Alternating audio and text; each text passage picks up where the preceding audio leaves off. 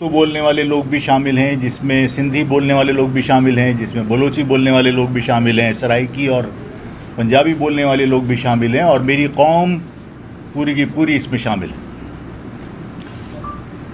मैंने सबसे ये दरख्वास्त की थी कि इस शहर में पीपल्स पार्टी की बदउनवानियों का बराह रास्त अगर कोई विक्टिम है तो इस शहर से मोहब्बत करने वाले और इस शहर में मुस्तकिल आबाद लोग हैं।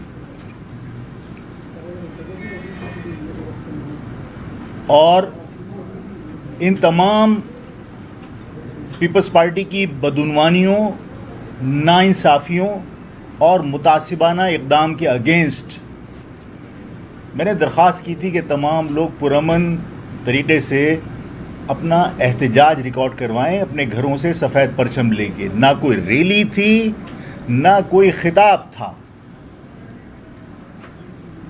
लेकिन जब मैं ताजिरों के पास उनकी दावत पर उनके यूनियन के दफातर गया हूं और जो मुझे वहां लोगों ने जिस तरह वेलकम किया, जिस तरह वहां मेरे मौक़िफ़ को सपोर्ट मिली, और इसी तरह जब मैं मुख्तलिफ़ बिरादरियों के दफातर पर गया, मुख्तलिफ़ इलाक़ों में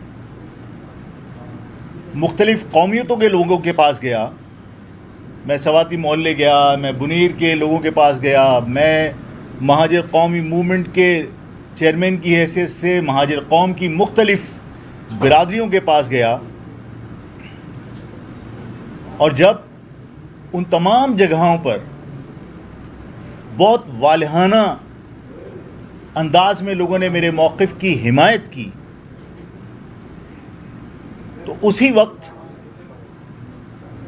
मुझे मेरी कौम और इस शहर के लोगों की जीत नज़र आ रही थी। और बाकी जब जो लोग थे वो ज़ाहिर उस सारी मूवमेंट से, और ये मूवमेंट कोई एक दिन की नहीं थी, मैं मुस्तकिल 1.5 माह से लोगों के पास जा रहा था और कई रात नींद नहीं हो पाई, सोए नहीं हैं और मुस्तकिल मीटिंगें की हैं। और आप सब गवाह हैं कि इस घर के ऊपर मुस्तकिल लोगों की आमद का सिलसिला जारी रहा है। अगर मेरे मौक़िफ़ की लोग सपोर्ट नहीं करते तो फिर ये गवर्नमेंट और मुत्तहदा का गठजोड़ दोबारा से अवाम के मसाइल पर से तवज्जो हटाने के लिए ज़रूरी नहीं था। फिर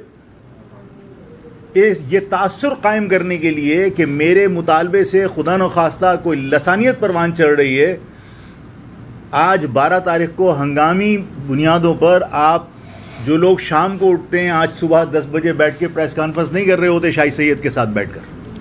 ज़ाहिर है कि मेरे मौक़िफ़ की हिमायत को सबूटैज करने के लिए, मेरी मौक़िफ़ की हिमायत पर जो तमाम कौमियतों ने, तमाम लसानी इकाइयों ने जो यकजहती का मुजाहरा किया, उससे खौफज़दा होकर ये तासुर देने की कोशिश की कि जो बात की जा रही है उससे लसानी फसादात हो जाएंगे।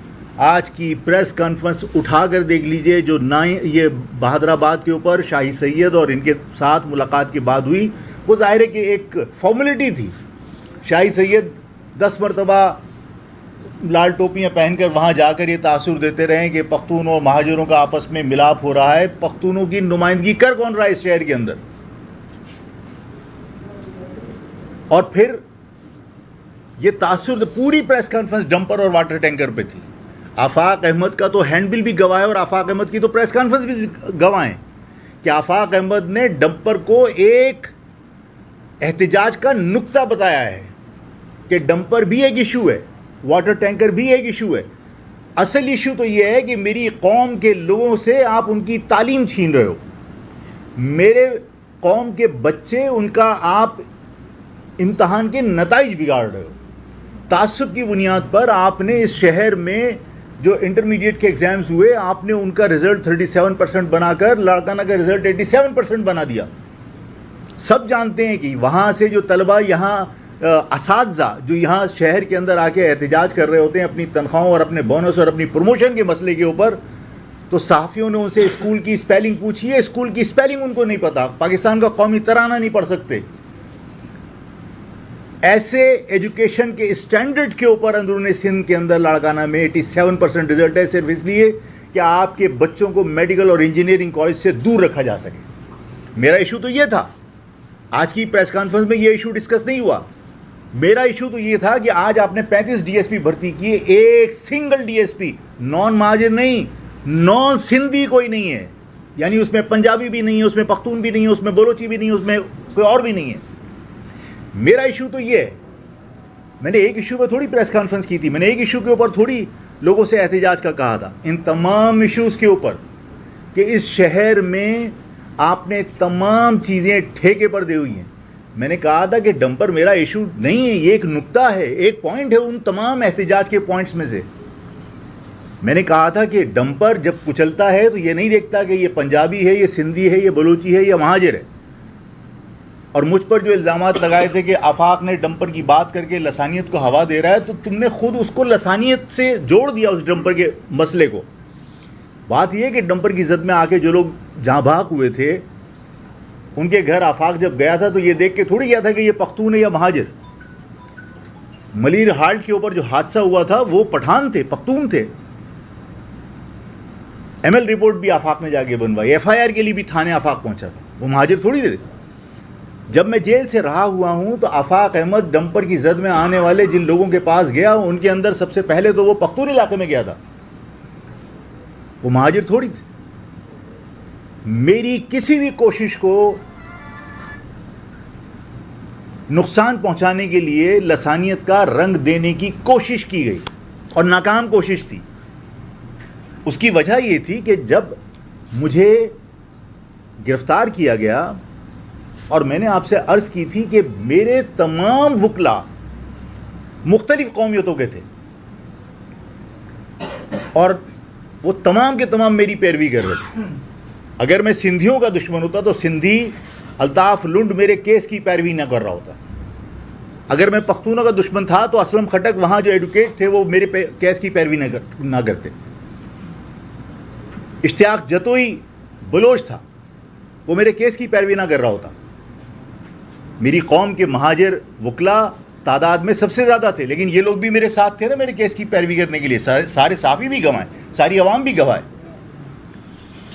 तो ये तासुर देने की कोशिश की गई कि आफाक लसानियत का वादर। लसानियत को तो आपने माशाल्लाह खुद परवान चढ़ाया और उसमें आपका अमल इंतहाई काबिल मज़म्मत और शर्मनाक है।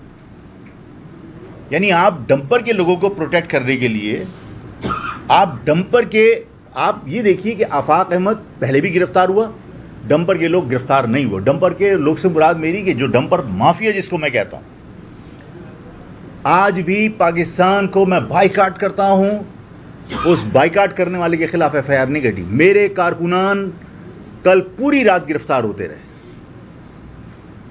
मुझे इस घर से हटना पड़ा इसलिए कि मैं आप लोगों से बात किए बगैर गिरफ्तारी देना नहीं चाहता था।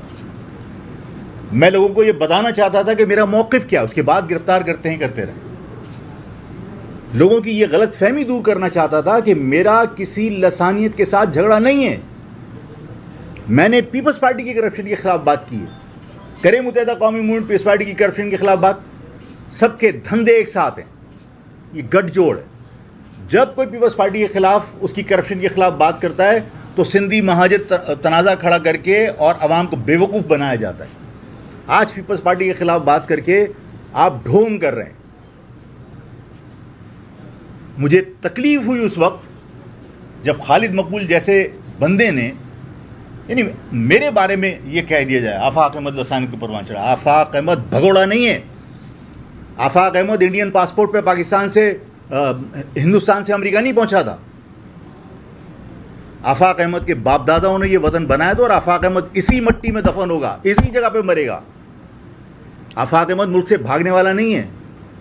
आफाक अहमद पे अगर कोई सवाल किसी ने किया और मैंने जवाब दिया है, उसके ऊपर बाकायदा जाके लोगों को वजाहत की जा रही है। देखा अल्ताफ़ के साथ में, अरे अल्ताफ़ से मेरा क्या ताल्लुक़ है?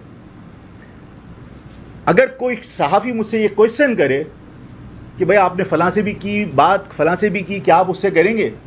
तो मैंने कहा कि मेरा मौक़िफ़ क्लियर है कि ये मेरे बाप दादाओं का बनाया हुआ वतन है। मैं पाकिस्तान के जोग्राफी में रहकर हर नाइंसाफ़ी करने वाले के साथ लड़ूंगा।